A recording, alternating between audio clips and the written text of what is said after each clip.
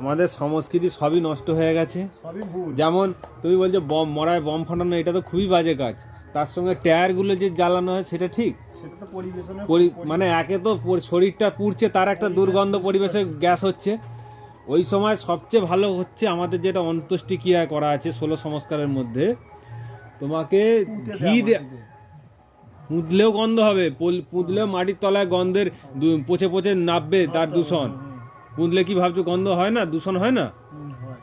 সেটা বাইরে হয়তো অতটা বেরোয় না, কিন্তু কিছু থেকে গ্যাস বেরোবে মাটি থেকেও, কিন্তু মাটির তলাতেও যায়। কিন্তু আমাদের নিয়ম ছিল সম পরিমাণ ঘি দেয়া শরীরে, যাটা ওজন তোমার সব সম পরিমাণ ঘি দিতে হবে। তার সঙ্গে যজ্ঞের হাবন সামগ্রী যেগুলো সেগুলোও দিতে হবে। মানে ওই যে মৃত্যুর আমাদের যে ওই এটা তোমার মানে চিতা যেটাকে আমরা সাজাচ্ছি, ওইটাকে যজ্ঞের যে আমরা ওইটাকে যজ্ঞ কুণ্ডের মতন করা। যজ্ঞর কত টাকা খরচা না করে মদ খেয়ে নিলে শোনো, মদ খেয়ে তো আমাদের এইগুলো তো নেগেটিভ জিনিস না। পূজায় মদ না দিলে যাচ্ছে না, এটা কি? এটা ধর্ম? তাহলে যেটা মূল ছিল সেই থেকে সব বিকৃত হয়ে গেছে। তার জন্য তার মূল কারণই হচ্ছে গুরুকুল। তারপরে এইটা সবার মাথায় ঢোকানো উচিত, অন্তত কিছুটা মানুষের মধ্যে প্রচার করা উচিত। তুমি আজকে ছাড়তে পারছো নি সাধ্য ঠাধ্য ঠিক আছে, কিন্তু তোমাকে এইটা চিন্তা ভাবনা করা উচিত।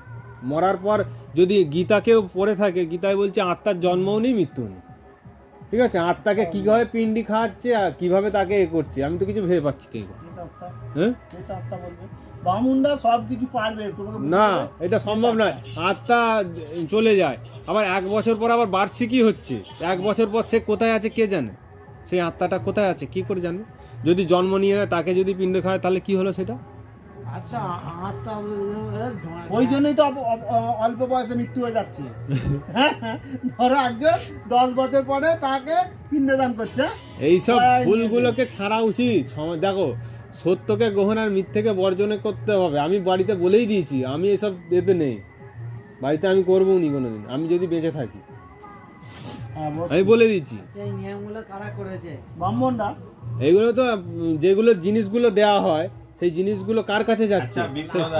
কি করে পরিবর্তন হবে? ব্রাহ্মণরা আগে নিয়মটা করেছে বলেই এটা চলে আসছে। একটা কথা বলি, আবার এইগুলোকে প্রতিষ্ঠা করার জন্য আমাদের শাস্ত্রে অনেক কিছু লেখা আছে। যেমন রামায়ণে বলা হয়েছে কি রাম পিণ্ডি দিতে এসেছিল, ইয়েতে আছে তো এটা কাহিনী আছে, গয়ায় পিণ্ডি দিতে এসেছিল। এইগুলো বানানো কাহিনী, এরকম বহু কাহিনী আছে আমাদের শাস্ত্রে, যাতে বলা যায় যে রাম করেছিল আমরাও করছি সেই প্রথা মেনে, ঠিক আছে? এইগুলো আবার সত্যি। আবার পালাটা তাহলে শুনেছো? ওই তো পালা আছে, অনেক কাহিনী পুরাণে অনেক কিছু লেখা আছে এরকম।